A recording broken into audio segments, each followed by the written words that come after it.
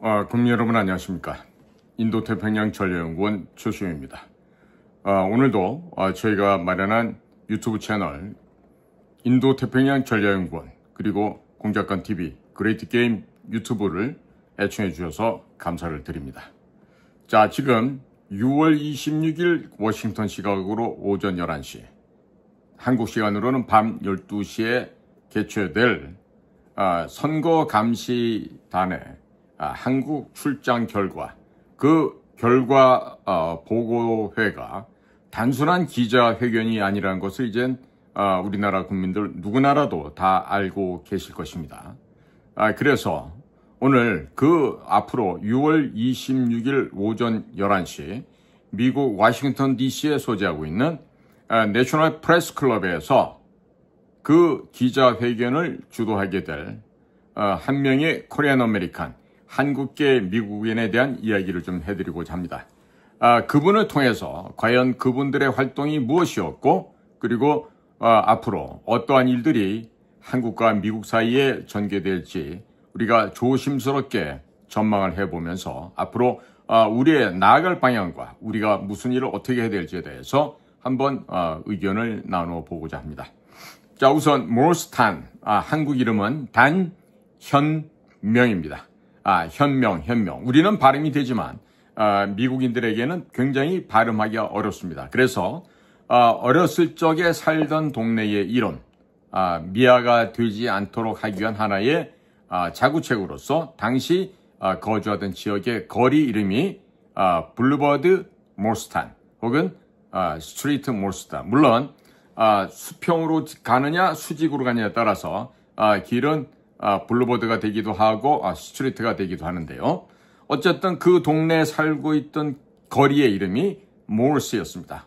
그래서 그 몰스의 이름을 따서 너 어디 사니? 그럼 항상 저 어디에 삽니다라고 즉각 오해되지 않도록 하기 위해서 이름을 당시의 길거리 이름이 몰스로 붙여놨다고 하는 아주 재미난 그 장명의 배경이 있습니다.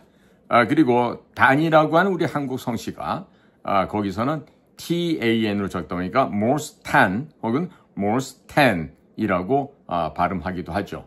혹자들은 그분이 무슨 중국 사람이냐 몽고 사람이냐 그렇게 오해를 하는 분이 있는데 100% 한국인이시고요. 그리고 아버지 어머님이 모두 우리나라의 최고의 명문대학인 연세대학교를 졸업하셨던 분들이세요. 그리고 일찍이 미국으로 건너가셔서 거기에서 이제 일도 하시고 자녀들을 키웠던 그런 배경 하에서 모스탄이 태어나고 성장했던 것입니다. 모스탄은요, 지금 국제형사법 그리고 북한 인권 문제에 정통한 법학자입니다. 노던 일리노이 대학교 NIU라 그러죠. 이 NIU 로스쿨에서 교수로 재직하고 있던 2019년 도널드 트럼프 대통령에 의해서 국제형사사법 담당 대사로 지명이 되었습니다. 주요한 그가 했던 일은요, 국무부 내에서 대량 학살, 전쟁 범죄, 반인도적 범죄 등 국제 형사 사법 이슈를 담당해 왔고요. 또 국무장관에게는 자문을 제공하는 등의 역할을 담당하고 수행을 했었습니다. 특히 북한 인권 문제에 대해서 깊은 관심을 갖고 활동을 했고 북한 내에서의 인권 침해 상황을 국제사회에 알리는 데도 크게 기여를 했습니다.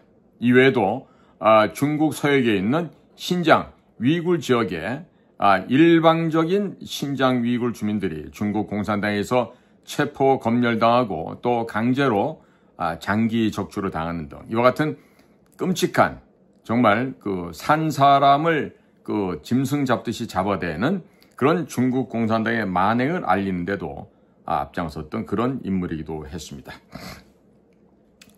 당시 트럼프 일기 때 국제형사사법특별대사 이 직책을 맡고 그 직이 다루는 국제형사사법정의가 다루는 핵심적인 범죄 상황에 대해서 알아보겠습니다. 첫 번째로 전쟁 범죄입니다. War Crimes죠.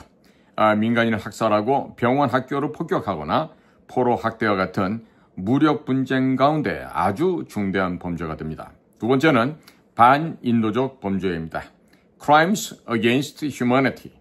조직적, 광범위한 방식으로 자행되고 있는 고문, 강제실종, 노예화, 인종차별적 박해 등을 조사하는 일이 되겠고요. 셋째로 집단학살, 제노사이드입니다. 민족, 인종, 종교 등의 이유로 특정 집단을 말살하려는 고의적인 범죄가 되겠죠. 그 네 번째로는 기타 국제 형사범죄 인신매매로서 아동 병사를 동원한다거나 성폭력 그리고 전쟁 무기화 등 이런 곳으로부터 나오는 법들의 정의와 이 법을 어기고 있는 범죄자들을 심판대 위에 세웠던 일을 했던 사람이 바로 이 모르스탄 대사입니다. 자, 말 그대로 관타나모나 엘살바도르 형무소로 끌려가는 놈들을 또 그런 놈들을 정하는 미국의 국제적인 판사와 같은 역할을 했던 사람이 바로 모르스탄 대사입니다. 자, 이 모르스탄이 얼마 전 대한민국의 선거를 감시하기 위한 역할과 과제를 맡고 와서 그 스티브 배넌이 운영하고 있는 워룸에서 뭐라고 했냐면요. 우리나라 NEC, National Election Commission이죠. 이 선거관리위원회를 범죄 집단이다. 범죄 집단이다. 이렇게 정의를 했습니다. 자, 워룸에서 이렇게 묻습니다. 선거관리위원회를 방금 범죄 조직이라고 칭하셨나요? 그랬더니 모르스탄 대사가 예, 그렇습니다. 저는 이 범죄 조직이라는 호칭을 가볍게 사용하지 않습니다. 이것은 저희가 지금까지 수집한 모든 자료를 근거로 하여 그들은 범죄, 사기 조직이고 그것이 바로 우리의 결론입니다. 라고 단호하게 말을 했어요. 그리고 아마도 결과가 어떻든 간에 보고서에 이 내용이 보고될 것입니다. 그렇습니다. 그들은 범죄 조직입니다. 그들은 국회 다수당의 배후에 있었고 현재 그들에게 부족한 퍼즐 조각은 대통령직입니다. 오늘 그 대통령직을 넘보고자 한 자들이 이 자들입니다. 이 조직은 범죄, 사기 조직입니다. 저는 제가 이 말을 할 때 이 말의 무게를 잘 알고 있습니다. 저는 지금 가볍게 말하고 있지 않습니다. 저는 이것 전체가 매우 정확한 표현이라고 생각합니다. 자, 지금 여러분들은 어떤 느낌을 받으십니까? 이 모르스탄 대사가 한 언급 내용이 과연 그냥 지나갈 수 있는 얘기라고 생각하십니까? 자, 우선 첫 번째로 이 발언의 무게를 한번 살펴보겠습니다. 국제형사 사법대사 출신이라고 하는 이 모르스탄 대사의 뒷배경은 단순한 평론가가 아닙니다. 모르스탄 대사는 국제 전쟁 범죄, 반인도 범죄의 전문가로서 미 국무부에 소속되어 있는 국제형사 사법대사였던 인물이었습니다. 따라서 그는 국제법상의 형사 책임 추궁 대상이 되는 범죄의 요건을 그 누구보다도 정확히 알고 있고 국제사법재판소의 기소 요건에도 대단히 정통한 사람입니다. 자, 그와 같은 사람이 범죄 집단이다. 누가? 대한민국의 선거관리위원회가 라고 언급을 했으니 이것은 말장난도 아니고 정치적 비난도 아닙니다. 즉 대한민국의 선거관리위원회는 형사적 책임 추궁 가능성이 매우 농후한 대상으로 보았다는 의미가 되죠. 자, 조만간에 선관위 지금 부정선거가 탄로가 나면요.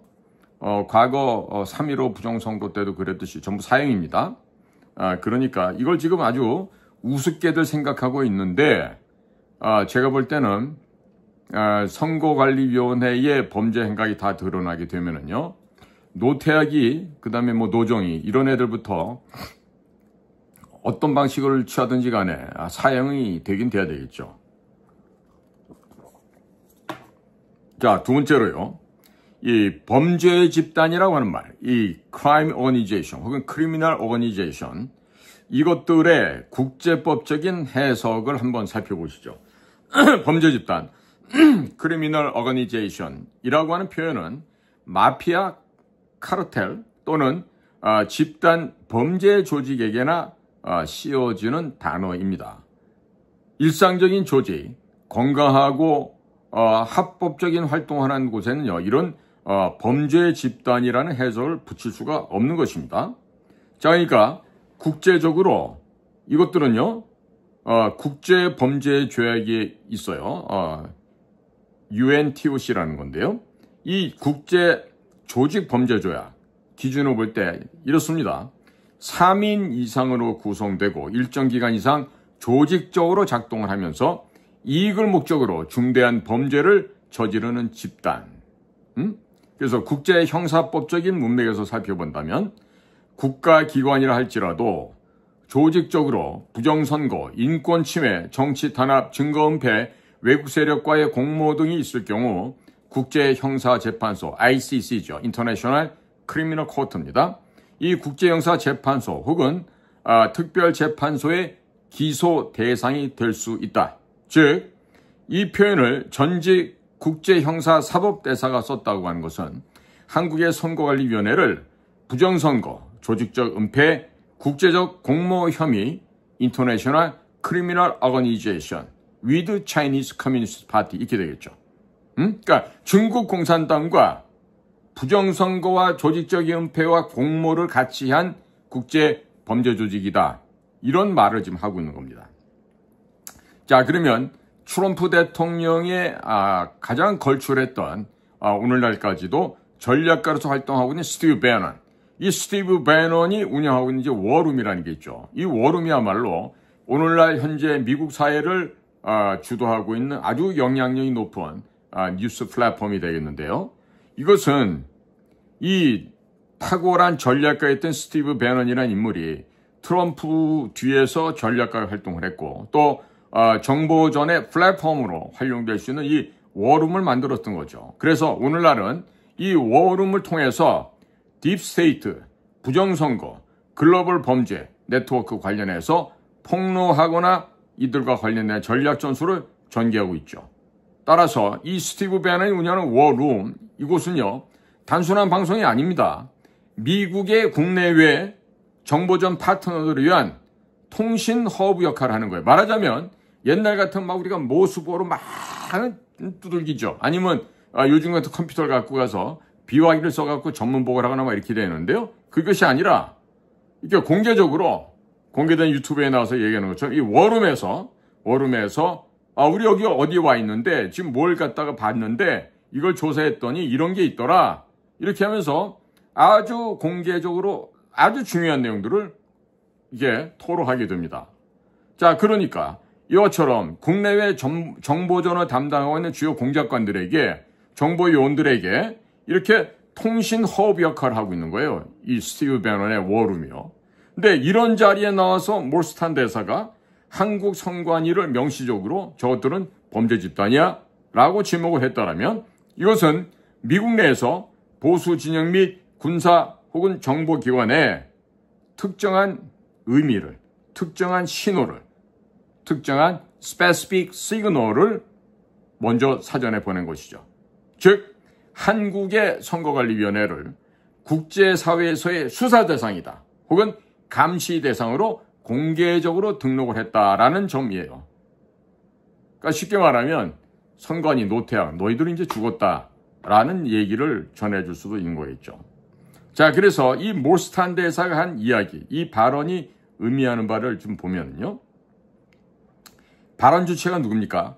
국제형사사법 분야의 범죄 전문가예요. 몰스탄이 그렇다는 얘기죠. 그 다음에 이 몰스탄 대사가 발언한 대상물이 어딥니까? 바로 대한민국의 선거관리위원회죠. 얘네들은 지들이 무슨 헌법기관이다 그러면서 자녀들도 불법 채용하고 별다별 불법 행위를 해도 아무 지장 없이 지금 가고 있지만은요. 얘네들도 지금 살 수 있는 날이 얼마 안 남았다고 이렇게 전망이 돼요. 그래서 가장 중요한 키워드는 뭐냐? 바로 범죄 조직이에요. 크리미널 어거니제이션. 이건 지금 마약쟁이들, 국제 인신매매, 불법 무기 거래 이거 하는 애들 보통 우리가 크리미널 어거니제이션이라고 그러는데 이 우리나라 선관위 역시 영광스럽게 이런 범죄 조직이 되었다라는 하는 것이죠. 자, 그러면 이건 법적으로 어떤 의미를 갖고 있는 것인가? 이것은 국제 형사법상 기소 검토 대상이 이미 되었다라는 이겁니다. 자, 그러면 어떤 걸 의미할까요? 어떤 걸 시사해주고 있을까요? 우리가 이것을 볼 때는 미국 보수 진영과 국제 보수 진영 파트너 국가들에게 정당한 타겟이다 라고 하는 신호를 전달하는 것이죠. 아마도 이번에 G7에 참석하는 분들에게도 각국 수뇌부들에게 대한민국에서 벌어졌던 선거에 관한 취약본 24분짜리가 이미 다 배포가 됐었다고 하죠. 그러니까 이런 신호를 전달해 주는 겁니다. 그러면 결국 뭐다? 진위를 판별할 수 있는 근거 자료를 제출함으로써 대한민국이 결코 G7 안에 들어갈 수 없게끔 완전히 냉담하게 정말로 지나가는 무슨 개들한테도 그렇게는 안 했을 텐데 그런 더러운 취급을 받고 아주 심각한 모욕을 당하고 왔다는 것이죠. 자, 그래서 앞으로의 가능성 내지는 전망을 해본다면요. 이와 같은 발표에도 불구하고요. 헤리티지 파운데이션에서 왔다는 스티브 예이츠. 그 사람들과 그 사람들이 함께 왔을 것으로 예상되는 화이트 해커 전산 조직팀들이 실제로 어떤 활동을 하고 있는지는 알 수가 없어요. 지금 우리로서. 알 수가 없는데 굉장히 큰 일을 하고 가는 것으로 생각이 됩니다. 자, 그래서 이 국제감시단과 또 비선라인처럼 왔다간 헤리티지 파운데이션의 또 다른 그 요원들, 과연 그 사람들이 가져간 자료를 근거로 해서 과연 미국과 국제사회는 우리나라의 선거 결과를 인정할 수 있을지 없을지 아마 판명이 나겠죠.